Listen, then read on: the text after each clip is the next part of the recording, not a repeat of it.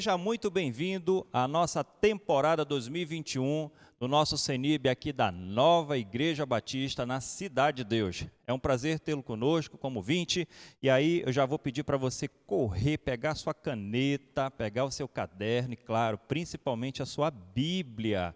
Nós vamos, nessa temporada, nessa nossa primeira disciplina, tá? Buscar muitos princípios de Deus para a transformação do nosso caráter e a semelhança da imagem de Cristo Jesus, o nosso Senhor. Então, como primeira disciplina nessa temporada, a primeira disciplina aqui de 2021, você já pode tomar nota aí, Princípios de Vida 1. Essa vai ser a nossa disciplina para esse primeiro momento. Princípios de Vida 1, tá? E a gente vai bater bastante na questão do princípio do valor pessoal, naquilo que você pensa de si mesmo. Como objetivo, cada aluno tem que reconhecer essa parte do ressentimento para com Deus, de maneira que Deus tem nos criado com essa percepção do que Deus quer como propósito para as nossas vidas. Então, reconhecer que precisa pedir perdão, reconhecer que você precisa aceitar o jeito como você é, como Deus te criou e, claro, acima de tudo, pegar todas essas características pela qual Deus te criou e usá-las da forma mais objetiva, mais eficiente possível enquanto você vive nesta terra. Então, como primeira parte, vamos tentar entender o ponto de vista de Deus sobre a vida, sobre as regras pela qual Deus tem regido em nossa vida. Isso é, se você já conhece Jesus, se você já teme o Senhor Deus, se você já entregou a sua vida para o Senhor, então existe um conjunto de regras pela qual Deus se agrada que seus filhos vivam. Nós conseguimos descobrir, então, os princípios de Deus de várias formas, inúmeras formas, mas não temos dúvida que pela leitura, pelos estudos bíblicos, através das meditações, seja o modelo mais eficiente, mais prático e mais fácil para que entendamos, então, esses princípios que Deus quer das nossas vidas. Porque um conjunto de versículos ficam conosco, trazem todas as informações de Deus. Por isso se torna muito simples. Por exemplo, versículos que falam sobre dinheiro. Você já viu, já encontrou na sua Bíblia, seus estudos, versículos que falam sobre ganho, sobre dinheiro? Pois é, esses versículos certamente vêm como uma dica de Deus valiosa, quem sabe para desenvolver a sua generosidade. Assim como também versículos que falam para aqueles que estão querendo casar, que estão namorando e querem casar. Versículos que falam sobre casamento, olha só, vem para transformar, para edificar, desenvolver o nosso caráter, talvez com relação à nossa lealdade com aquele cônjuge pelo qual nós estamos sonhando. E assim, muitos outros. Autoridade, falam sobre obediência, sobre como nós podemos ali fugir de problemas de rebeldia. Tudo isso baseado na palavra de Deus para as nossas vidas. Então, através desses estudos, também nós conseguimos descobrir problemas. Pois é, olha para você mesmo agora, nesse momento, tenta não enxergar aquele seu irmão, seu amigo, seu conhecido, e veja que Deus também tem preparado uma série de versículos e princípios para você perceber problemas que vêm ali violando, atrapalhando a sua vida, violando essa vontade de Deus para o seu percurso aqui na Terra. Então, podendo algumas vezes ser por conta da nossa ignorância, tem muita gente que acaba desprezando a palavra de Deus e agindo com total ignorância, a ponto de não observar esses parâmetros e depois ter consequências seríssimas em sua vida. Há poucos dias atrás, nós falamos aqui na nossa igreja sobre sucesso, Então, como você pode chegar no sucesso? E nós batemos principalmente sobre o sucesso do relacionamento que nós temos com aquele que nos criou, o nosso Deus. E o sucesso, em resumo, a gente concluiu ali que seria a parte da felicidade, da liberdade, e isso dependia principalmente do nosso relacionamento com Deus. O principal ponto para essa felicidade, para essa alegria constante, no que nós conhecemos como sucesso, seria então o relacionamento íntimo com Deus. Veja, um problema tem vários níveis, né, que precisam ser examinados. Alguns dias atrás também nós falamos sobre problemas e nós passamos algumas dicas baseadas na vida de Neemias, de como foi que Neemias tratou aquela oportunidade, eu costumo chamar de oportunidade, não de problema, pela qual ele foi colocado, foi dado como presente de Deus para ele superar. E aqui, voltando para o nosso ensino de hoje, princípio de vida, nós temos aqui, primeiramente, nós devemos observar o quê? O problema superficial, depois a causa superficial, na sequência, o problema raiz e, por último, a causa raiz. Então, o nosso primeiro visual de hoje, para você entender, olha só, olha aqui, uma imagem de uma moça aqui bonita e fica observando, olhando pelo retrovisor. O que isso nos dá a entender? Que ela não está vendo a vida dela, mas sim olhando para trás, para os erros, para aqueles momentos que ela não teve de vitória, sempre derrota, olhando para a vida de outras pessoas, vendo a característica, o modelo de outras pessoas e deixando de olhar para si mesmo. A palavra de Deus nos fala sobre autoimagem, mais do que você imagina. Tanto é que no livro de Mateus, capítulo 19, ali no verso 19, tem um trecho que nos chama a atenção, onde o Senhor Deus diz assim: amarás o teu próximo como a ti mesmo. Vamos fazer uma autoanálise dessa frase, desse versículo, desse princípio? Isso é individual e não existe resposta errada, gente. Você vai precisar responder para você mesmo nesse momento. Bora lá, vamos fazer? Primeira pergunta para você perceber se você está olhando para si mesmo, se para internamente, para o seu lado interno ou para o seu lado externo. Então, vamos lá, você vai dar a sua nota. Primeiro, numa escala de 0 a 10, qual nota você daria para a sua, primeiro, para a sua aparência? Corre, dá a sua nota aí rapidinho. De 0 a 10, que nota você daria para a sua aparência? Agora, próxima. Que nota você daria para a sua capacidade intelectual? Olha só, para o seu QI, né? Para as suas ideias, seu conhecimento, para a sua inteligência. Que nota que você daria? Próximo. Que nota você daria de 0 a 10 para o seu ambiente familiar? Isso deve pegar muita gente, hein? Eu costumo dizer que só muda de endereço, não é? Então, dê a sua nota aí. Segunda pergunta, tá? É dividida assim, primeira, segunda e terceira, e cada pergunta tem ali 3 subperguntas. Segunda pergunta, se você pudesse, né? O que mudaria em você? Se você pudesse, se você tivesse o poder, o que mudaria em você? Primeiro, sua aparência. Você mudaria? O que você mudaria na sua aparência? Ai, pastor, eu mudaria o nariz, eu mudaria a minha mão, eu mudaria o meu cabelo, né? Eu transformaria, eu colocaria meus olhos que são pretos para verde, azul, mel. O que você mudaria na sua aparência? Segundo, que você, se pudesse, mudaria na sua família. Não pode mudar pai nem mãe, hein? Pai e mãe, foi Deus que escolheu para você, você nasceu nesse endereço, não dá para trocar de endereço. O que você mudaria na sua família?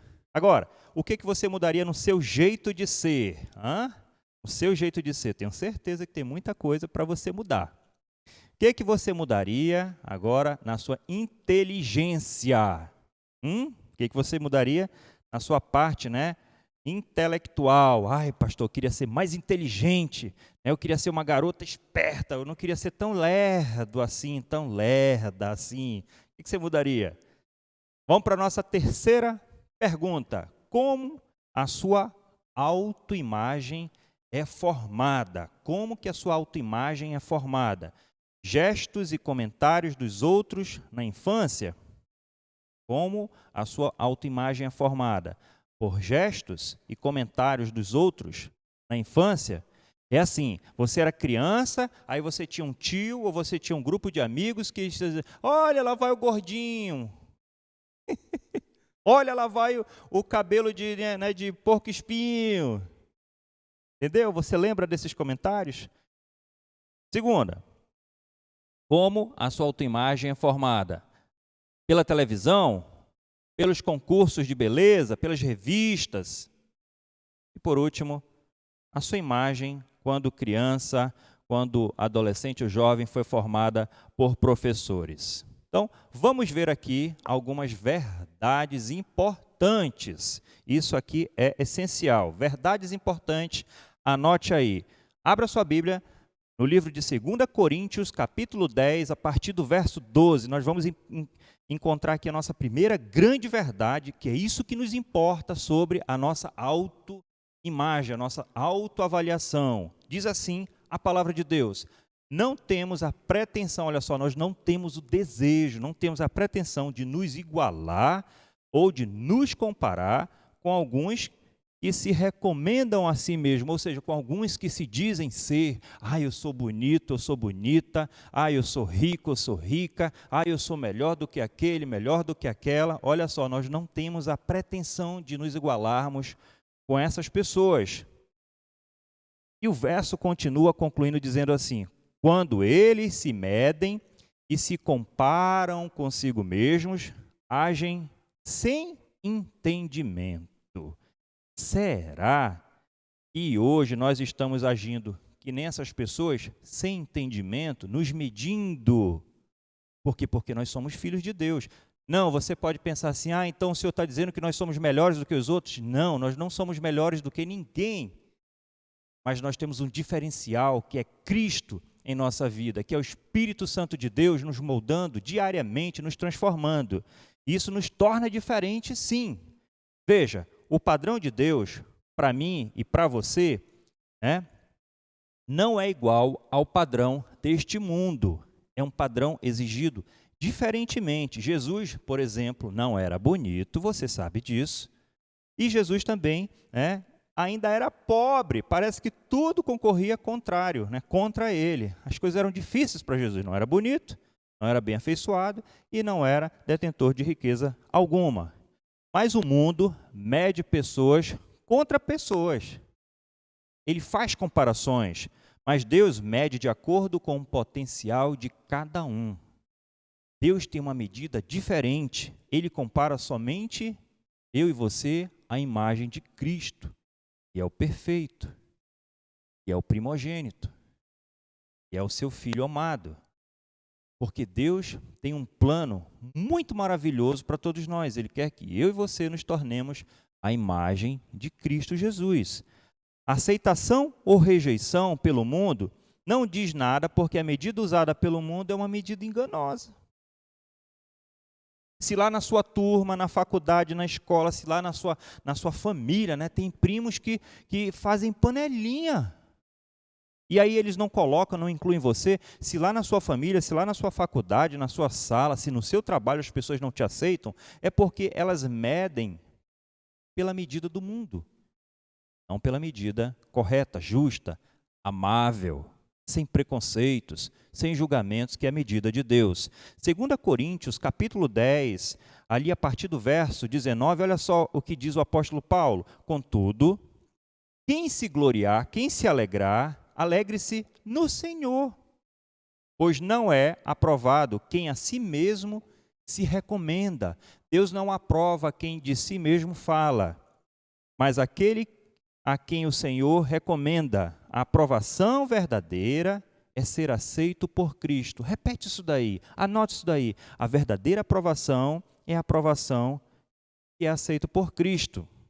E por isso nós temos o seu selo, o selo de Cristo como aprovação. Será que você já tem este selo?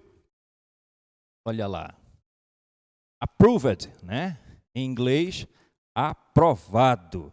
João, capítulo 5, no verso 44, nos diz: como vocês podem crer se aceitam glórias uns dos outros, mas não procuram a glória verdadeira que vem do Deus único.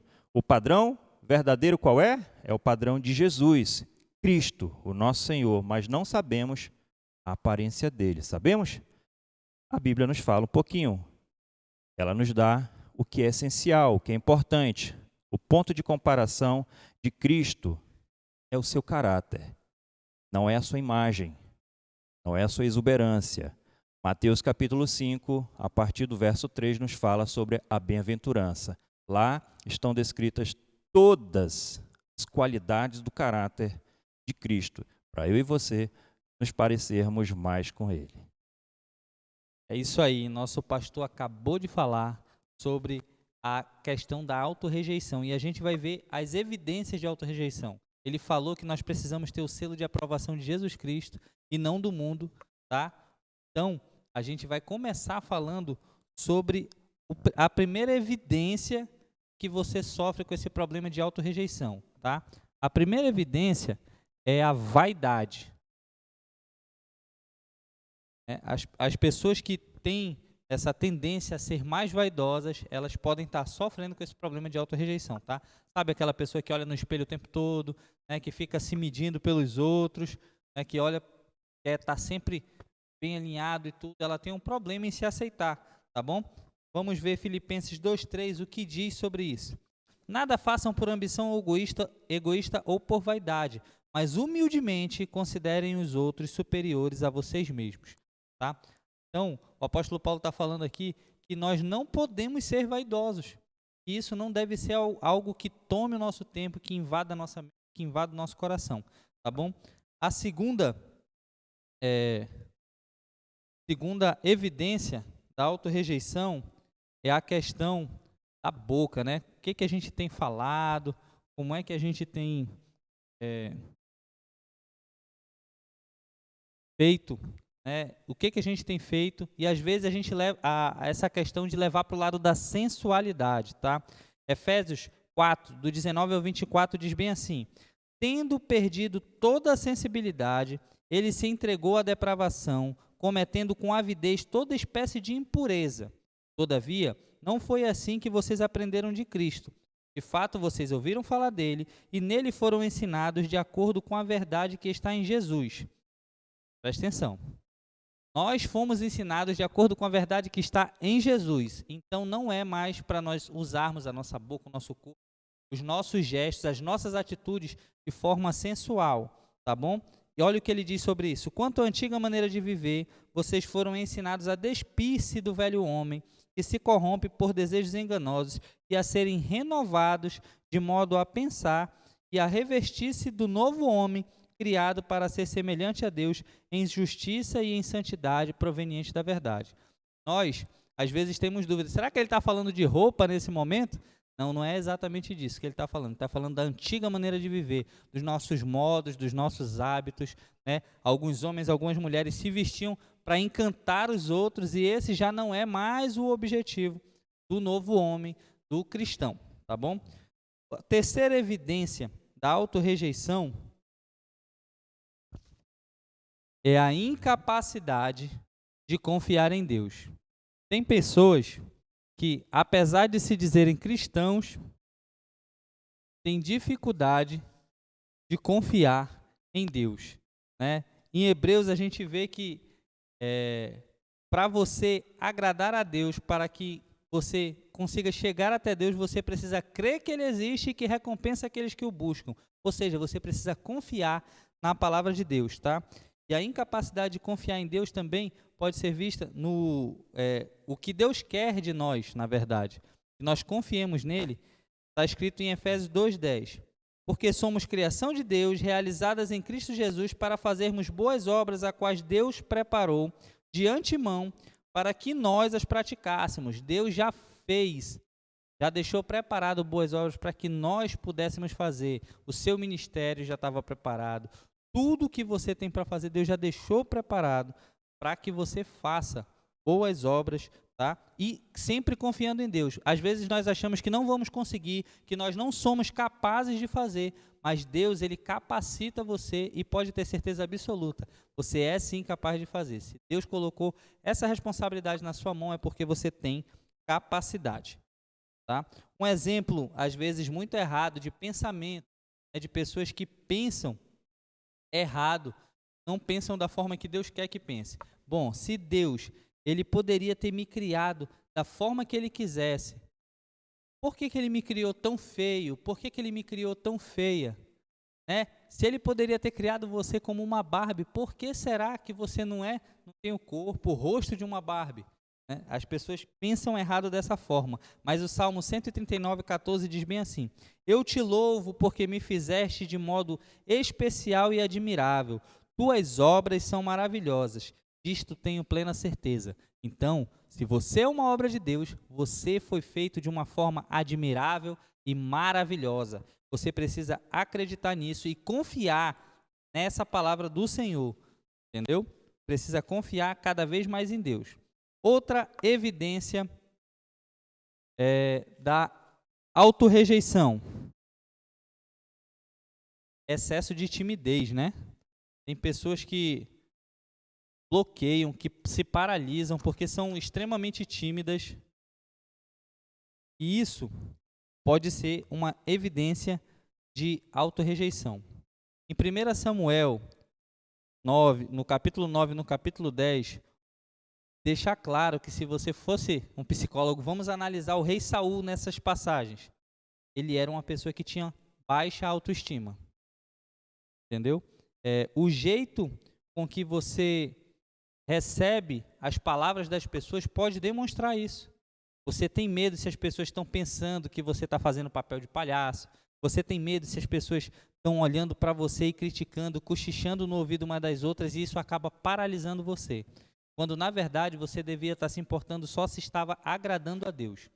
Aqui, em 1 Samuel, o rei Saul, ele fica aflito, o povo dá muita atenção para ele e fica cobrando dele: bora, a gente precisa fazer alguma coisa, a gente precisa fazer alguma coisa. E ao invés de ele se preocupar em agradar a Deus, ele se preocupa em agradar o povo, os homens, e acaba cedendo àquela pressão, quando na verdade o que ele tinha que fazer era simplesmente deixar para lá. Deus já tinha dado uma ordem e ele só tinha que esperar e obedecer, tá bom? Uma outra evidência, a nossa próxima e quinta evidência, é a dificuldade de amar os outros. Tem gente que não tem empatia, ou seja, ele não consegue se colocar no lugar do outro. Ele tem dificuldade de amar os outros, tá bom? Mateus 19:19 fala sobre honrar o pai e mãe e amar o próximo como a si mesmo, tá? Então, tem gente que por ter essa dificuldade de amar os outros, acaba jogando essa pressão, vamos dar um exemplo, dentro do casamento, para o cônjuge. Como ele não consegue se amar tão bem, ele cobra esse amor excessivamente do cônjuge, quando na verdade ele devia se amar, tá bom? Traz essa pressão para dentro do casamento, né? E tem a necessidade de ser suprido por outras pessoas. Às vezes é o cônjuge, às vezes por não se amar você tem carência de amigos, né? Não, meu amigo é só meu amigo, se ele estiver conversando com outra pessoa e fica com aquele negócio de ciúme, isso está errado, tá bom? A próxima evidência da autorrejeição é a autocrítica. Tem pessoas que são extremamente críticas consigo mesmas, que ficam pensando: poxa, por que eu fiz isso? Por que eu fiz aquilo? E eu não estou falando de buscar melhoria para a sua vida, mas, sabe, de se condenar por pequenas coisas que, na verdade, de forma geral, não fizeram uma diferença muito grande, tá? A autocrítica pode ser extremamente destrutiva. Isaías 45:9 diz assim: ai daquele que contende com o Criador, daquele que não passa de um caco entre os cacos no chão. Acaso o barro pode dizer ao oleiro: o que você está fazendo? Será que a obra que você faz pode dizer Será que a obra que você faz pode dizer, ele não tem mãos? Preste atenção. Se, imagina só, Deus fez você, Deus projetou você de forma especial, perfeito, e você começa a se criticar. Tem muito exemplo de pessoas que, isso é muito feio, isso, meu rosto, eu tenho a cara torta, né? Eu tenho a bunda caída. Isso acontece muito com mulher também, né? E se acha extremamente feio. Hoje em dia tem acontecido cada vez mais com homens também, tá bom? E aí tem problema com isso, aí busca cirurgia plástica. Quem lembra do Michael Jackson aqui, por exemplo? Ele se achava muito feio e mudou completamente o rosto, o comprimento do rosto, mudou até a cor da pele, porque ele se achava feio. Mas Deus fez ele perfeito, da forma que ele era. Mas essa questão da autocrítica pode destruir o caráter e a forma de viver daquele homem, tá? Então tome muito cuidado com isso. E a próxima evidência da autorrejeição é a comparação com os outros. Você começa a se medir não pelo que você faz, não pela sua capacidade, mas você começa a se medir olhando para o outro. Poxa, ele tem e eu não tenho. Poxa, ele é e eu não sou. Isso daí acaba causando uma inveja, tá bom? Romanos 9:20 diz assim: mas quem é você, ó homem, para questionar Deus? Acaso aquilo que é formado pode dizer ao que o formou, por que me fizeste assim? Né? Por que ela tem um cabelo liso e eu tenho um cabelo pichain, por exemplo? Por que eu sou baixinho e ele é alto? Por quê? Por quê? Você não pode dizer isso. Deus sabia a vida que você teria e que você, do jeitinho que você é capaz de fazer tudo o que tem para fazer. Nós não podemos estar nos comparando com o outro, isso é destrutivo para o nosso caráter, para a nossa vida. Amar cura. Por quê? Essa evidência você pode curar perfeitamente com amor. Ficar chateado, magoado, deixar de falar, se afastar da pessoa não resolve o problema. Mas você amar aquela pessoa, buscar sempre estar presente, amando, incentivando, uma palavra de ânimo, sempre que ela precisar, vai fazer com que aquela pessoa venha para mais perto de você. Isso vai fazer com que essa amargura assuma, seja extinta de vez da sua vida. Nossa próxima evidência, nossa nona evidência, perfeccionismo. Você é um pouco assim, perfeccionista? Quer que tudo que você faz, ou está fazendo, ou está participando, seja o melhor. Pode até colocar ali como um pouco de competitividade, né? É natural você querer dar o melhor de si, fazer com que tudo que você está fazendo seja perfeito e excelente. Mas não se cobre tanto a ponto de você se rejeitar por não ter conseguido. Existem relatos de pessoas que sofrem depressão por tentarem fazer algo e não conseguirem. E elas entram em uma profunda depressão a ponto de acharem que são incapazes de cooperar ou de trabalhar em qualquer outra. Então, tire isso da sua vida. Perfeccionismo, ele é algo que, se não controlado, ele é muito prejudicial à sua saúde, tanto mental quanto física. Também vai atrapalhar outros aspectos da sua vida. Passando aqui para o nosso 10º tópico, atitudes superiores. Olha só. Você já passou por isso? Ou você já fez isso? De que lado você estava? Do pé ou de quem está lá embaixo do pé? Atitudes superiores. 1 Coríntios 6, 7. Irmãos, apliqueis essas coisas a mim e a Apolo por amor a vocês, para que aprendam de nós o que significa. Não ultrapassem o que está escrito. Assim, ninguém se orgulhe a favor de um homem em detrimento de outro. Pois quem torna você diferente da outra pessoa? O que você tem que não tenha recebido? E se recebeu, por que se orgulha como se assim não tivesse recebido? Né?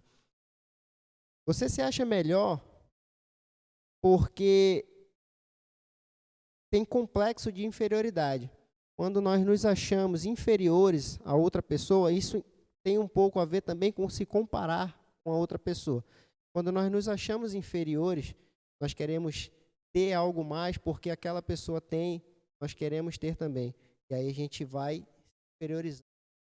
Ou a gente tenta se ser superior. Tá? Então, às vezes, tenta até assim, vamos colocar dessa forma, todo mundo de joelho, para que eu seja o mais alto. Não é bem assim, tá bom? Ou a pessoa tenta diminuir o tamanho do seu grupo de amigos, a sua panelinha, para ter menos comparação. Mas não seria o contrário? Não, é exatamente isso. Diminuir para ter menos comparação. Por quê? Porque dessa forma vai ser o melhor, vai ser exclusivo, vai ser algo que ninguém vai ter acesso. Poucos são os aptos a entrarem e estar naquele círculo. Isso é uma atitude de superioridade, mas isso não é conveniente com a vida do cristão. Nosso próximo visual, nossa 11ª. Tentativas ridículas de encobrir defeitos óbvios e imutáveis. O que seriam esses defeitos óbvios? 2 Coríntios 12, 9. Mas ele me disse, minha graça é suficiente para você, pois o meu poder se aperfeiçoa na fraqueza. Portanto, eu me gloriarei ainda mais alegremente em minhas fraquezas, para que o poder de Cristo repouse em mim. Tá? Significa você, na sua dificuldade, na sua fraqueza, você buscar sempre força e energia naquele que pode lhe dar, e não nas atitudes das outras pessoas, e não em pensamentos, e não em qualquer outra coisa que possa vir a fazer você entrar numa tentativa ridícula de encobrir isso. Tá? É difícil? É fraco em algum ponto? Por exemplo, quem estuda, eu não sou bom em matemática, eu não sou muito bom em língua portuguesa. Vai encobrir isso de que forma?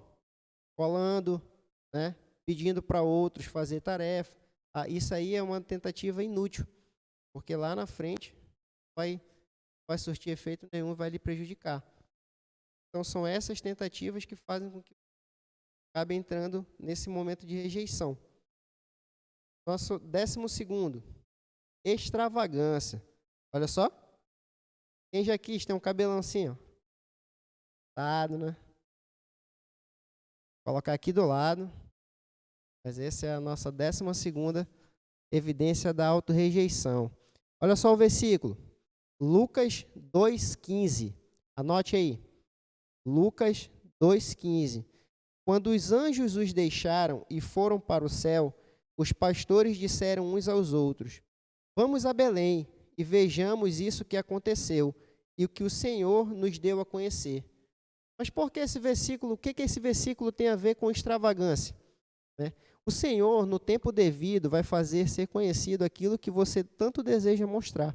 Assim como nesse momento, ele fez ser conhecido o nascimento de Jesus. Não precisa você querer colocar um brinco, fazer uma tatuagem, botar um piercing para chamar a atenção de outra pessoa. Não é necessário isso. Né? O Senhor, no tempo devido, você fazendo a vontade dele, ele vai fazer com que você seja conhecido e reconhecido, sem precisar entrar na extravagância. Passando aqui para o nosso 13º tópico, máscaras. Olha só. Já passou por isso? O que seriam essas máscaras? Isso aqui nada mais é do que você tentar ser o que você não é. Mostrar ser uma aparência de que não é. Romanos 12, 9. O amor deve ser sincero. Odeiem o que é mal e apeguem-se ao que é bom. Seja você mesmo. Seja aquilo que o Senhor colocou na sua vida, seu propósito para que você seja. Não tente ser o que o seu vizinho, o que o seu amigo conhecido é. seja aquilo que você está destinado a ser. Não tente de forma grosseira ou agressiva tentar colocar uma máscara e ser uma outra pessoa em determinada. Você é uma pessoa dócil e amável, seja essa pessoa, mesmo que outras pessoas peçam para que um pouco mais agressivo e um pouco mais que agem de forma hostil. Olá, pessoal. Agora a gente vai para o nosso primeiro RR. A gente vai revisar aqui agora as 3 evidências da autorrejeição. A gente viu a primeira, que foi muita atenção às vestes. A nossa segunda evidência foi sensualidade. A terceira evidência foi incapacidade de confiar em Deus. A quarta foi timidez excessiva. A quinta evidência foi dificuldade em amar os outros. A nossa sexta evidência foi autocrítica. A sétima, comparação com os outros. A nossa oitava evidência foi amargura visível. A nona foi perfeccionismo. A 10ª foi atitude de superioridade. A 11ª, tentativa de encobrir defeitos. A 12ª, extravagância. E a última, máscaras. Tá muito fácil, né? Agora a gente vai tirar algum desses nomes para a gente tentar memorizar melhor. Agora a gente vai repetir mais uma vez. Qual foi a primeira evidência? Muita atenção às vestes. E a nossa segunda evidência, que não está mais escrito aqui, foi sensualidade. E a terceira, capacidade de confiar em Deus. E a nossa quarta evidência, vocês já lembram? Timidez excessiva. A quinta, dificuldade em amar os outros. A sexta foi autocrítica. A nossa sétima evidência, comparação com os outros. A oitava, amargura visível. A nona evidência foi perfeccionismo. Aqui a 10ª, atitude de superioridade. E a 11ª, vocês lembram? Foi tentativa de cobrir defeitos. A 12ª, extravagância. E a última é máscaras. Ainda está fácil. Agora vamos tentar mais uma vez, agora só com alguns nomes. Qual foi a primeira? Muita atenção às vestes. A nossa segunda evidência foi sensualidade. E a terceira foi dificuldade de confiar em Deus. A nossa quarta evidência, timidez excessiva. E a quinta, dificuldade em amar os outros. Aqui a nossa sexta evidência foi autorrejeição. A sétima, comparação com os outros. A oitava, amargura visível. E a nona evidência, perfeccionismo. A 10ª evidência é atitude de superioridade. A 11ª, tentativa de encobrir defeitos. A 12ª, extravagância. E a última, máscara. Bom, eu espero que isso tenha ajudado vocês a memorizar um pouco das 3 evidências da autorrejeição. E agora a gente vai dar continuidade, tá? E vamos falar sobre alguns fundamentos para a nossa autoaceitação. Presta atenção agora, para você tomar nota. E os 11 fundamentos da nossa autoaceitação. Tomou nota?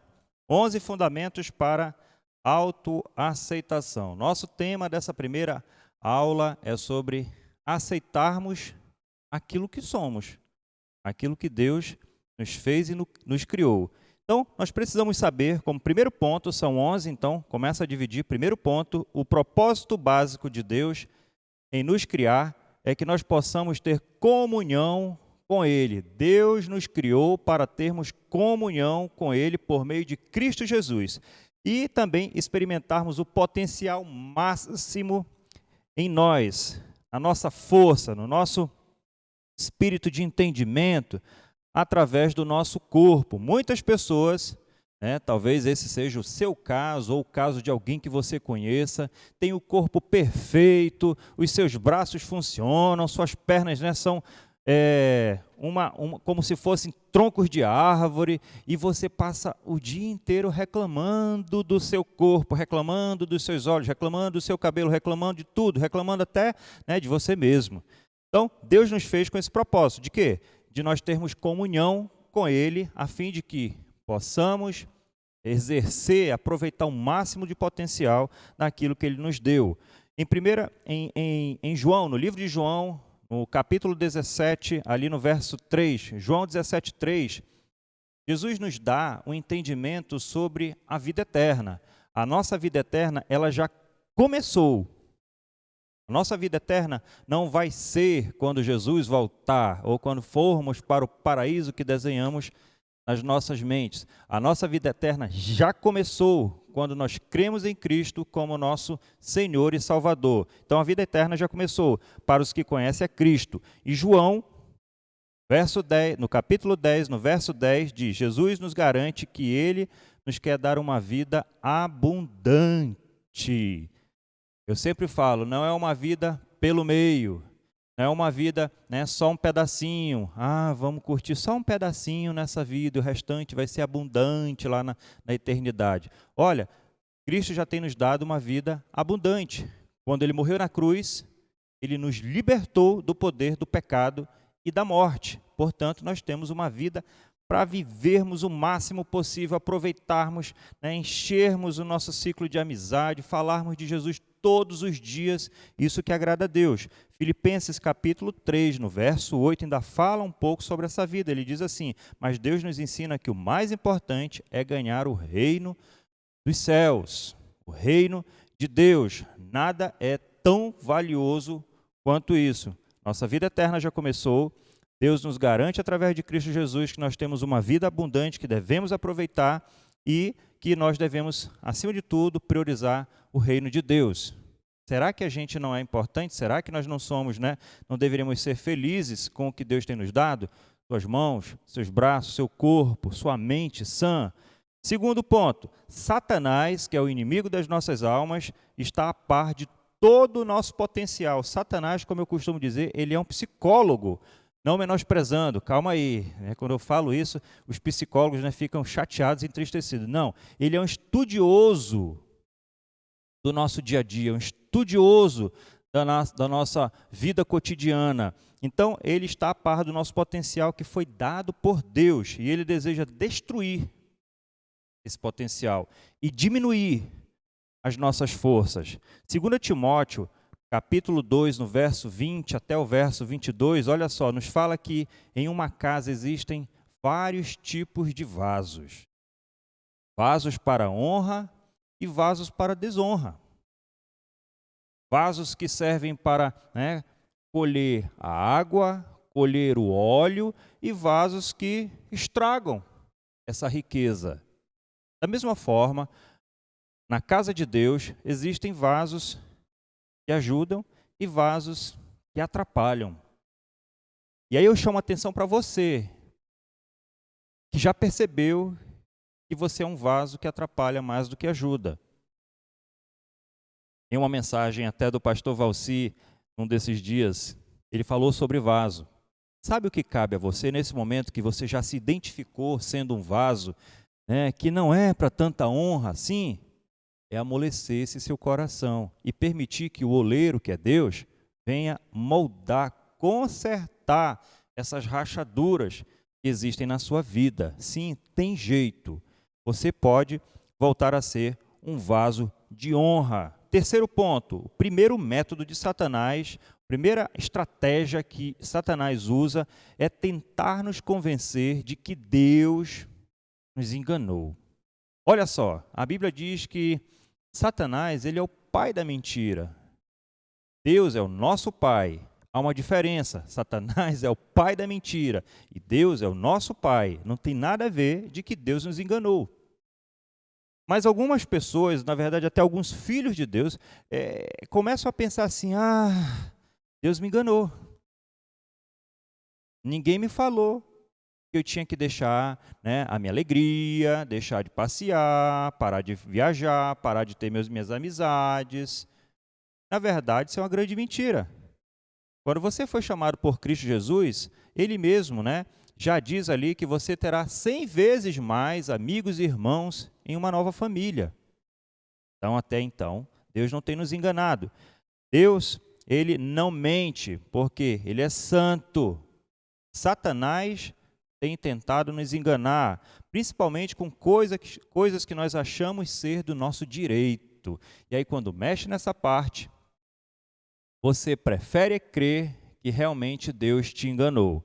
Gênesis capítulo 3, no verso 4 até o 5, nos conta ali sobre a ação de Satanás travestido de serpente, onde a serpente vem e tenta mudar, na verdade, ele muda a posição da frase de Deus com relação a Adão e Eva, e fala para Eva que sim, que ela podia comer daquela fruta, que nada lhe aconteceria. Então julgue você mesmo. Deus nos chamou a atenção através de Adão e Eva para não comermos, porque se comêssemos, certamente morreríamos.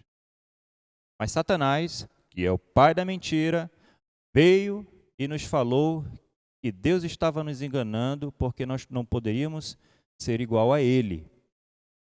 Colossenses capítulo 2, no verso 8, a partir ali do verso 8 até o 10, o apóstolo Paulo, ele nos dá um alerta, ele fala: tenham cuidado para que ninguém os escravize a filosofias, a ideias, a histórias vãs e enganosas.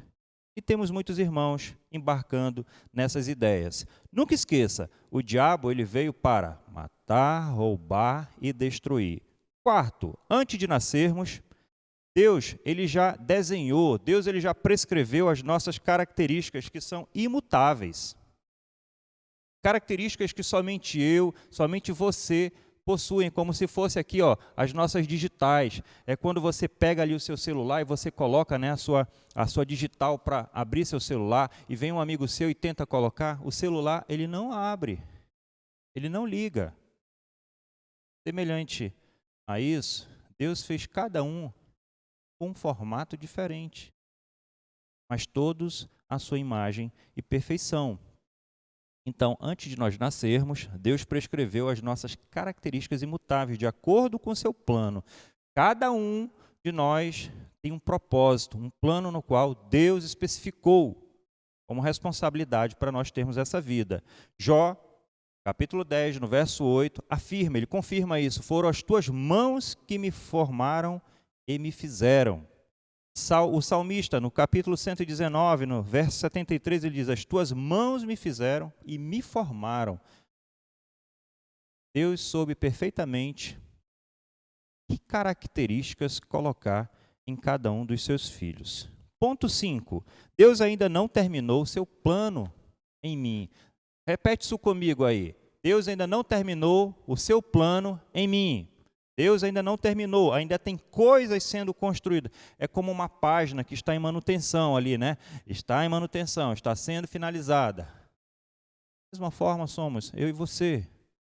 Nós estamos sendo finalizados, estamos sendo transformados diariamente através da presença e do poder do Espírito Santo de Deus. Efésios capítulo 2, no verso 10. Porque somos criação de Deus, realizadas em Cristo Jesus, para fazermos boas obras. Veja, Deus até determinou que tipo de obras nós faríamos. Fomos criados para fazer o bem e não o mal. Essas são as boas obras de Deus. O salmista, no capítulo 138, a partir do verso 8, diz que o Senhor cumprirá o seu propósito. Deus ainda não terminou com você. Ainda tem ajustes que estão sendo feitos. No ponto 6, não há um ideal universal, né, do que seja aparência exterior.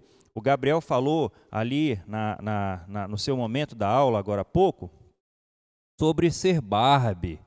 E tem muito não vou falar um pouquinho dos homens também. Tem muitos garotos aí querendo ser Ken.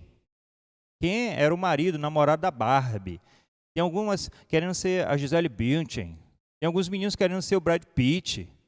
o Tom Cruise, esses caras da atualidade agora aí, que eu nem sei o nome deles, são bonitões, né? São vistos como os bonitões. E bota o cabelo, e não passa, né? Não para de passar a mão no cabelo. Eu sei até o gingado dos caras, né? Eles andam assim meio de banda, porque se o vento bater e o cabelo assanhar, eles estão feios. Olha só como essas pessoas têm sido enganadas por conta de um ideal universal. Se mexer o cabelo, se o cabelo não estiver naquele padrão, ele não é aceito, ele não é bonito. E passam a não ter aceitação de si mesmo. Imagina se todo mundo fosse uma cópia perfeita de um único homem, uma única mulher, como seria desinteressante esse mundo?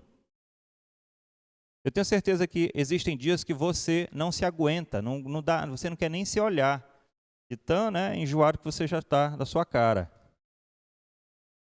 Deus nos fez de forma maravilhosa. Não queira ser uma Gisele Bündchen, nem um Brad Pitt. Queira ser aquilo que Deus criou você para fazer com os propósitos específicos. Não há um ideal que diz que a mulher tem que ser magra, com o busto com 65, com a coxa com 75, com a cabeça com... Isso é coisa de doido. Tem gente morrendo em busca desse ideal universal. Tem pessoas sendo mutiladas. Tem pessoas que estão gastando fortuna para chegar nesse ideal universal e quando fazem esse tipo de cirurgia, ainda assim existe um grande vazio em suas vidas.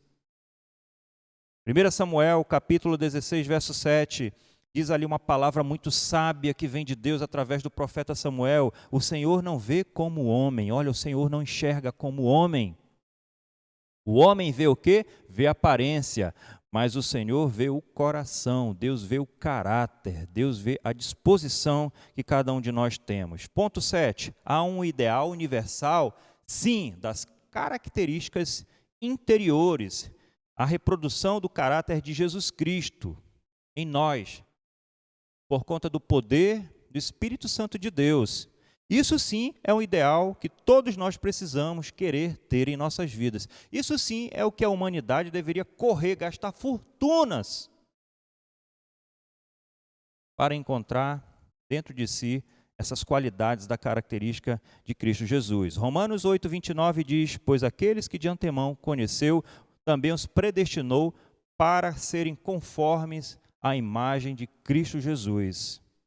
Essa é a imagem, esse é o ideal pelo qual a humanidade precisa correr. Ponto 8, nossa felicidade não depende da nossa beleza exterior, e sim da capacidade de experimentar o caráter de Cristo Jesus. Deixa eu exemplificar isso para você, muito bacana. Você já viu uma pessoa que é crente? Você conhece alguém que é crente, um amigo, uma amiga, um parente seu, crente, que vive em igreja? Aí você já viu que ele não é assim muito bonito? Na verdade, ele é feio, ela é feia. Aos padrões aí do mundo, que o mundo diz, não é? Ele não é bem afeiçoado.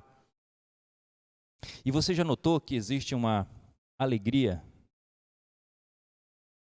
verdadeira dele nela? Você sabe por quê? Porque essas pessoas encontraram a perfeição de Cristo e completa totalmente o vazio que outrora existia nelas. Tenho certeza que é essa peça do quebra-cabeça que falta na sua vida. Mateus capítulo 5, no verso 3 diz: busquem, pois, em primeiro lugar o reino de Deus e sua justiça, e todas as coisas lhes serão acrescentadas. 9. Se necessário, Deus sacrifica a beleza exterior para desenvolver qualidades muito melhores no seu interior. 2 Coríntios, capítulo 16, no verso 17, diz: embora exteriormente estejamos a nos desgastar-nos, né? A nossa imagem. Essa semana eu estava batendo foto lá no nosso escritório para colocar no nosso novo crachá. Aí alguém lá do fundo gritou: bota ali ele naquele programa lá do... Como é o nome daquele programa? Photoshop, né? Bota no Photoshop aí para tirar os pés de galinha do pastor Gleison. Você sabe qual foi minha reação? Não, eu não fiquei chateado. Não, eu também não fiquei triste, nem frustrado. Porque eu tenho uma certeza baseada nas Escrituras de Deus. Embora exteriormente, nos pés de galinha, nas minhas barbas brancas, né, estejamos a nos desgastar-nos, interiormente estamos sendo renovados dia após dia. Quanto mais velho, temos ficado em Cristo Jesus mais experiente, mais entendedores da necessidade que há neste mundo. Ponto 10. Nossa realização na vida vem através de ser uma mensagem única, como desenvolver as características interiores de Cristo Jesus. 1 Pedro nos exemplifica isso daí. Diz assim, 1 Pedro 2,9. Vocês, porém, são geração eleita. Cara, isso aqui para a gente é algo valioso. Sacerdócio real, nação santa, povo exclusivo de Deus. Para quem entende, para quem é do Senhor, para quem é de Jesus, para quem já o teme e o aceitou como Senhor e Salvador, isso já nos basta. Nós somos geração eleita, somos povo de Deus, sacerdócio real. Não se entristeça, não deixe as frustrações chegarem na sua vida. E para finalizarmos, ponto 11, Deus é o nosso dono e, portanto, responsável pela nossa herança social. Êxodo, capítulo 4, no verso 11 a 12. Disse-lhe o Senhor Jesus, quem deu boca ao homem? Quem o fez surdo ou mudo? Quem lhe concede vista ou torna cego? Não sou eu? O Senhor? Então, te perguntamos, você acha que Deus não é capaz de cuidar das nossas vidas? Das nossas frustrações? Cuidar das nossas necessidades? Sim, Deus é capaz de preparar, inclusive, a minha e a sua herança eterna. Para quem é cheio de defeitos, assim como eu, o que nós devemos fazer? Qual é a resposta correta? Jesus tinha defeitos, ele corrigiu defeitos? Alguns, nem todos. Mas nós precisamos ter a resposta correta, de acordo com o que a palavra de Deus ensina. Então vamos lá, tá? Nós precisamos ter uma oração com fé. Nós precisamos orar com fé. Eu tenho algum defeito, eu preciso resolver alguma coisa, às vezes em mim mesmo, mas eu não consigo. Preciso orar com fé. Olha o que a Bíblia diz em Tiago, capítulo 5, verso 14. Entre vocês, há alguém que está doente, que ele mande chamar os presbíteros da igreja para que estes orem sobre ele e o unjam com óleo em nome do Senhor. Então, ele está demonstrando aqui que essa pessoa que está doente precisa ter fé. Então, se nós temos esse problema com autoestima, com autoimagem, se nós temos essa dificuldade, nós precisamos orar com fé, pedir a ajuda de Deus, pedir a ajuda do Espírito Santo, para que nós possamos vencer, nós possamos nos aceitar, tá bom? Porque, no final das contas, o que Deus está querendo da minha vida? Essa é uma pergunta que você sempre tem que fazer. Poxa, eu tenho esse defeito. O que Deus está querendo da minha vida? Outra pergunta que você pode fazer. Ele quer operar em minha vida através desse defeito que eu tenho? O que eu posso aprender? Tá bom? Por quê? Porque existem 3 tipos de doenças, tá? Existem as doenças que levam para a morte, né? São doenças para a morte. Salmo 90:10 diz assim: os anos de nossa vida chegam a 70 ou a 80 para os que têm mais vigor. Entretanto, são anos difíceis e cheios de sofrimento, pois a vida passa depressa e nós voamos. Todos nós vamos morrer, tá? Mas o salmista está dizendo aqui que nós devemos buscar, aproveitar a energia que Deus dá e tudo que Deus tem nos dado, enquanto nós estamos bem, saúde, estamos fortes, tá bom? A segunda doença que existe é doenças para a disciplina. 1 Coríntios 11, do 28 ao 33, diz assim: examine-se, ó homem, a si mesmo, e então coma o pão e beba do cálice. Pois quem come e bebe sem discernir o corpo do Senhor, come e bebe para a sua própria condenação. Por isso, há entre vocês muitos fracos e doentes, e vários já dormiram. Mas se nós nos examinarmos a nós mesmos, não receberíamos juízo. Quando, porém, somos julgados pelo Senhor, estamos sendo disciplinados para que não sejamos condenados com o mundo. Portanto, meus irmãos, quando vocês se reunirem para comer, esperem uns pelos outros. Existe a disciplina. Deus, o apóstolo Paulo, na verdade, está dizendo aqui para o povo de Corinto assim, prestem atenção, quando nós somos julgados pelo Senhor e estamos sendo disciplinados, isso é para que nós não sejamos condenados. Você está sendo julgado pelo Senhor, você está sofrendo naquele momento, você tem aquela dificuldade, aquele defeito que você não está conseguindo vencer, né? Você não está conseguindo deixar de lado, mas isso é para a sua disciplina, para o seu crescimento, para que você não seja condenado. Tá? E a terceira doença é a doença para que se manifeste a obra de Deus. 1 Coríntios 12:6 diz assim, há diferente forma de atuação, mas para o mesmo Deus, quem efetua em tudo em todos. Então Deus age de diversas formas. Algumas são para glorificar o nome de Deus, né? Nós temos defeitos que nós não conseguimos vencer, mas o Espírito de Deus, o poder de Deus em nós consegue vencer. E o apóstolo Paulo ainda diz assim em outra passagem que diz, quando estou fraco é que estou forte, porque o poder de Deus age em mim, na minha fraqueza, tá bom? Ainda diz assim, eu vou me gloriar nas minhas fraquezas ainda mais, porque é quando Deus age sobre a minha vida, tá? E a gente precisa aprender a gloriar-se nos defeitos imutáveis, como, letra A, anota aí, faça deles uma marca de posse de Deus. 1 Coríntios 6:20 diz assim, vocês foram comprados por alto preço, portanto glorifiquem a Deus com o corpo de vocês. Se você tem um defeito, aquilo é um sinal da posse de Deus na sua vida. Minha orelha é de abano, né?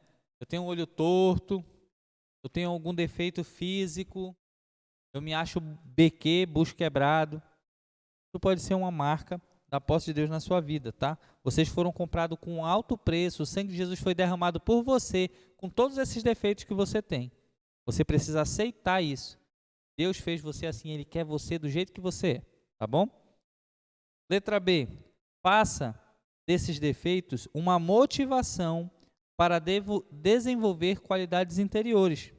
O Salmo 139:14 diz, eu te louvo porque me fizeste de modo especial e admirável, tuas obras são maravilhosas, disso tenho plena certeza.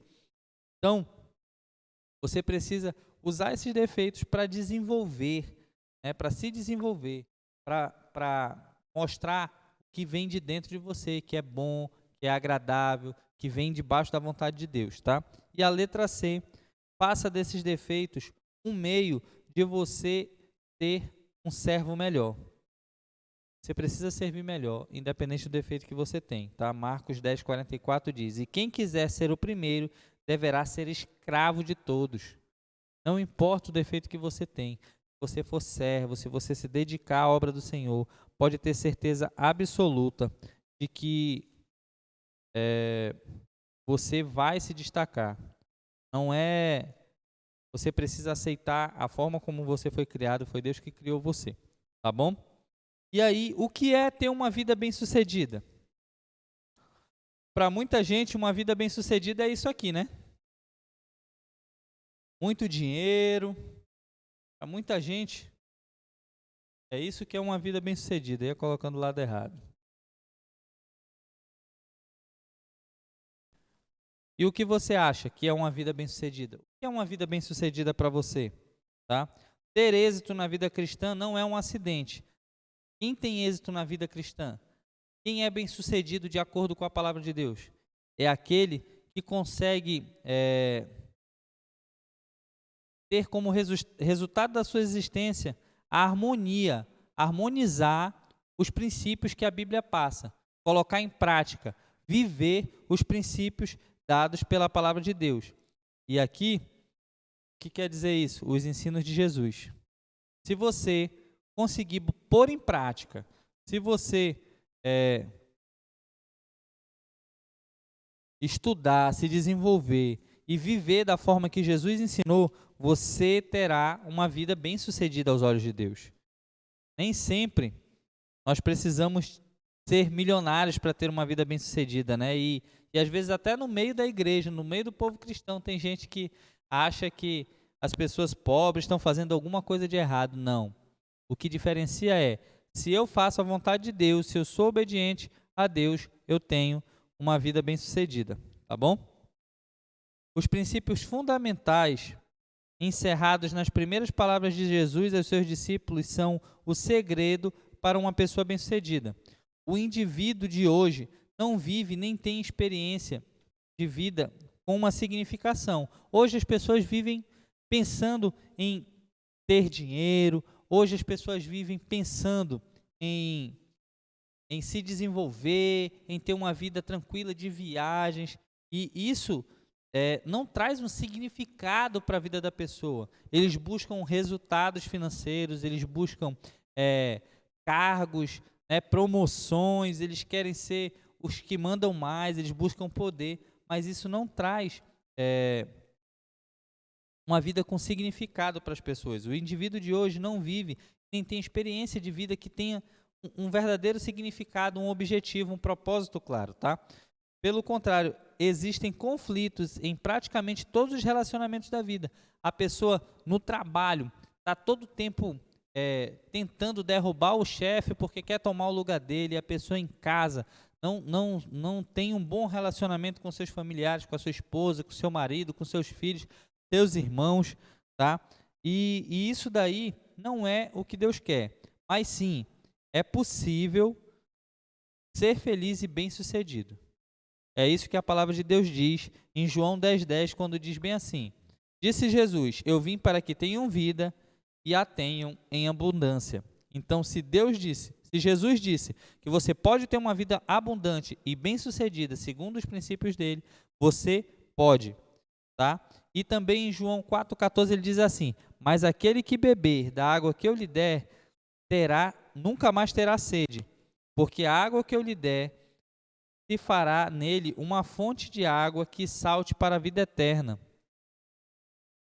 Você vai ser luz, você vai ser fonte, você vai chegar a ter uma vida eterna, viver eternamente com o Senhor, tá bom?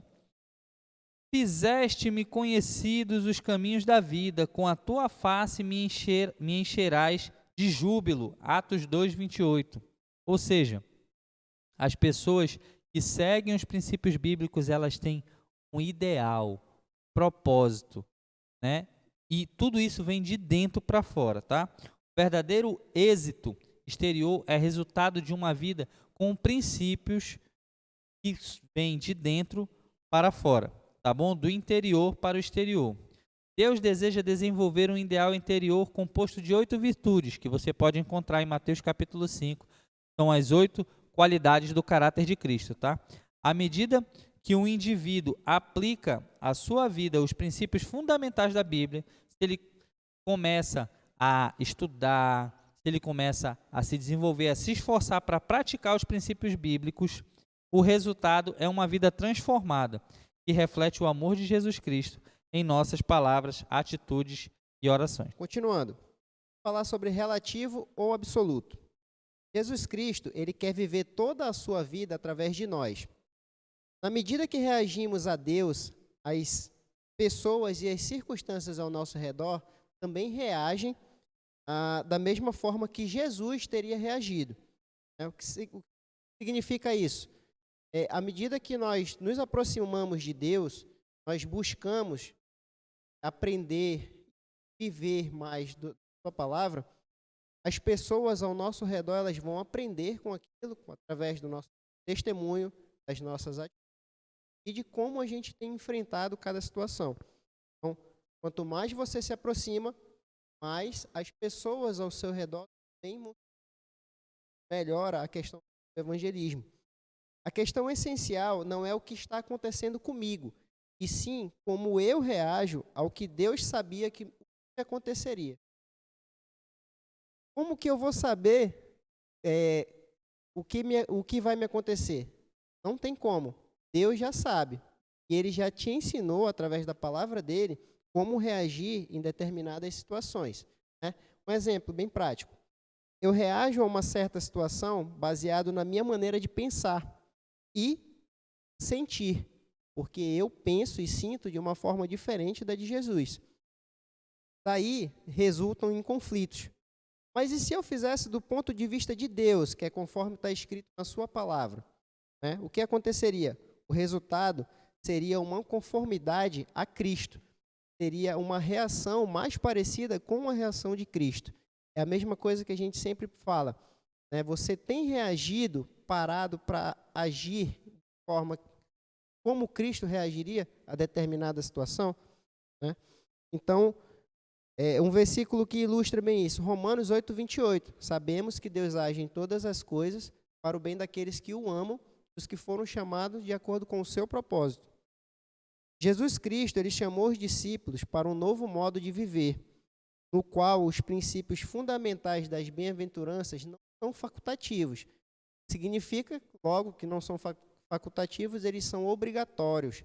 Todas as bem-aventuranças são obrigatórias na nossa vida, já que somos discípulos de Deus. Tá?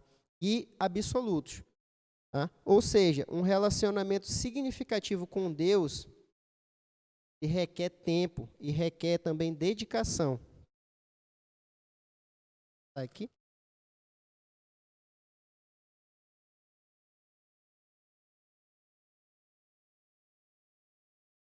Como que vai ser feito isso? Através da sua meditação, através do seu momento com Deus, através do seu momento de oração e de tudo o que você tem parado para fazer em prol da obra de Deus, do serviço na igreja, do serviço para com os irmãos, o seu amor em ação. Tá? Isso é um relacionamento com Deus. Tá? Somente Deus pode transmitir vida espiritual. É fácil você seguir a Cristo quando tudo lhe vai bem, quando é conveniente você andar com Cristo. Como assim, Eduardo? Quando eu estou andando com Cristo, eu sei que vou ser próspero em alguma coisa, Deus vai me ajudar. Então, muito bom andar com Cristo. Mas e quando a minha prosperidade depender de algo que vai contra a vontade de Cristo? Eu vou deixar de andar com Ele por causa disso? Um ponto a se pensar. Você não pode deixar que nada nesse mundo tire a sua convicção de andar com Cristo. E nada, nenhuma situação adversa a isso pode te tirar do foco. Tá? Então, Deus, somente Ele pode te transmitir vida espiritual. Se você precisar obedecer, independente das circunstâncias, você vai ter que obedecer, porque Deus, Ele tem um poder na sua vida. Então, vamos lá. Terminamos então a nossa aula. Eu vou passar para vocês agora 3 tarefinhas, tá? Então anote aí no seu caderno, tá? Espero que tenha gostado muito da aula. A primeira tarefa: após ler as 3 evidências da autorrejeição, analise se possui alguma, identifique-as e tome uma decisão prática para mudar essa situação. Vou repetir. Após ler as 3 evidências da autorrejeição, lê o que você anotou aí nas suas anotações, tá? Seu caderninho, espero que você tenha separado um caderno somente para o CENIB, tá? Matérias Princípio de Vida 1, e aí você vai, após ler as 13 evidências da autorrejeição, analise se possui alguma, identifique-as e tome uma decisão prática para mudar essa situação. Ache pelo menos 2 e tome uma decisão em cima dessas 2. Segunda tarefa para casa aí. Cite pelo menos 3 mandamentos da autoaceitação. Escreva o que mais lhe chamou a atenção. Repetindo, cite pelo menos 3 mandamentos da autoaceitação. Escreva os que mais lhe chamou a atenção. E terceira tarefa, decore os versículos João 17:3 e Gálatas 5:22 e 23. Decore os versículos João 17:3 e Gálatas 5:22 e 23. Tá? Essa é a nossa tarefa para essa semana. E você vai fazer a sua tarefa no papel. e você vai enviar para o número que eu vou lhe mandar agora. Anote aí. 99394 6946. Esse é o novo número do CENIB Criativo. Vou repetir. 99394 6946. Tá? Salve aí no seu telefone. Deixe salvo que você vai estar recebendo também notificações referentes às aulas do CENIB e vai poder tirar dúvida com os nossos professores. A nossa revisão e retenção de hoje será sobre os 11 fundamentos da autoaceitação. E o que a gente vai fazer? A gente vai pegar um caderno ou um papel, caneta ou lápis da sua preferência, não importa. E aqui, ó, vocês estão vendo essa lista? Eu quero que vocês façam uma lista semelhante a essa, enumerando elas de 1 a 11, ok? E a nossa revisão e retenção vai funcionar da seguinte maneira. A gente não vai revisar o conteúdo em si. Iremos revisar as referências de cada fundamento. Como o professor falou, em cada fundamento tem a sua referência. E é essas referências que a gente vai estudar. Tudo bem? Revisar, corrigindo. Exemplo 1, vou fazer o exemplo do primeiro fundamento. Fundamento 1. O propósito básico de Deus em nos criar é que possamos ter comunhão com Ele. E o que a gente vai fazer? Sabe aquela lista que eu pedi para vocês fazerem? Pois é, lá do lado do número 1, vocês vão colocar a referência do fundamento 1, que está lá nas suas anotações. Vocês vão lá nas anotações de vocês, procura lá qual é a referência do fundamento 1 que o professor falou. É João 17:3, João 10:10 e Filipenses 3:8. Precisa colocar todas as referências? Não precisa. Você colocando apenas uma, também tá ótimo. Contando que ela tem que ser uma das referências que foram ditas durante a aula, tá? Não pode ser uma referência qualquer. Vamos lá, continuar? Agora eu vou falando os fundamentos e vocês vão fazendo aí em casa, colocando as referências de vocês. Tudo bem? Vamos lá? Fundamento 2. Satanás sabe do nosso potencial e deseja diminuir ou destruir ele. Fundamento 3. Satanás tenta nos convencer que Deus nos enganou em algo que é nosso direito. 4. Antes de nascermos, Deus escreveu nossas características de acordo com o plano dele para nossas vidas. 5. Deus não está terminado. 6. Não existe padrão para a beleza exterior. 7. Diferente da beleza exterior, a característica interior ela tem sim um padrão ideal em relação à reprodução do caráter de Cristo em nós pelo poder do Espírito. 8º fundamento. Nossa felicidade não depende da beleza e sim do caráter e da capacidade de experimentar o caráter de Cristo. 9º fundamento. Se necessário, Deus sacrifica a beleza exterior para desenvolver qualidades interiores. 10º e penúltimo fundamento. Nossa realização na vida é buscar cada vez mais ser semelhante a Cristo. E o nosso último fundamento, 11º, Deus é nosso dono e responsável pela nossa herança social. Agora, indo para a nossa correção da nossa listinha, vamos corrigir? Indo para o nosso segundo fundamento, já que a gente já fez a correção do nosso primeiro, já foi dada a resposta. O nosso segundo fundamento, a resposta era 2 Timóteo 2, 20 ao 22. 2 Timóteo 2, 20 ao 22, ok? E o nosso terceiro fundamento, a resposta era Gênesis 3, 4 ao 5 e Colossenses 2, 8 ao 10.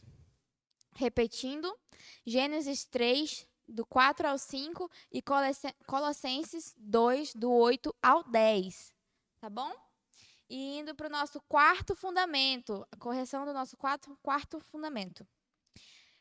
Jó 10, 8, 9, Salmos 119, 73, Salmos 139, 14 e 16 e Isaías 45, 9.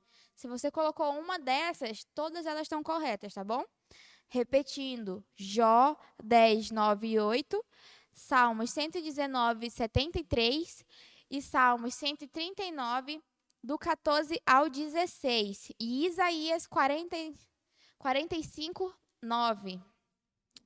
E o nosso quinto fundamento é Efésios 2, 10 e Salmos 138, 8. Repetindo, Efésios 2, 10, Salmos 138, 8.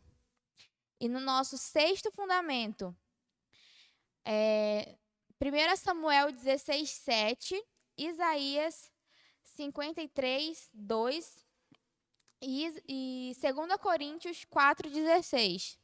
Repetindo, 1 Samuel 16, 7, Isaías 53, 2 e 2 Coríntios 4, 16. No nosso sétimo fundamento, Romanos 8, 29, Gálatas 4, 19, Gálatas 5, 22 e 23 e Colossenses 2, 9.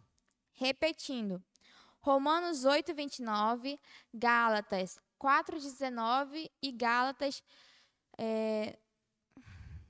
5, 22 e 23 e Colossenses 2, 9.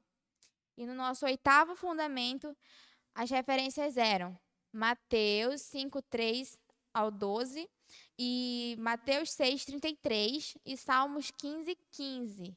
Repetindo, Mateus 5, 3 ao 12, Mateus 6, 33 e Salmos 15, 15. Nosso nono fundamento, 2 Coríntios 4, 10 ao 16 e 17. Não, perdão, 4, 10 e o 16 e o 17. Romanos 9, 20 e 21. Repetindo, 2 Coríntios 4, 10 e 2 Coríntios 16 ao 17 e Romanos 20, 21. E no nosso décimo fundamento, 1 Pedro 2, 9, 2 Coríntios 3, 2 e Provérbios 15, 23. 1 Pedro 2, 9, 2 Coríntios 3, 2 e Provérbios 15, 23. E no nosso 11º e último fundamento era Êxodo 4, do 11 e 12. Êxodo 4, 11 e 12. Agora você vai pegar aquela listinha que você fez, com todas as referências de todos os fundamentos, você vai tirar uma foto e mandar para o WhatsApp do CENIB, que vai estar aparecendo aqui embaixo. Você vai colocar lá o seu nome completo e colocar RR2. Oi, pessoal. Eu vim só lembrar você que mande a sua presença para o nosso WhatsApp, tá bom? Não esqueça de fazer a sua tarefa durante a semana, tire foto e pode mandar também postando aí no WhatsApp, no número que você já sabe, está aqui na sua telinha novamente. E também até a semana que vem. Obrigada. Até mais.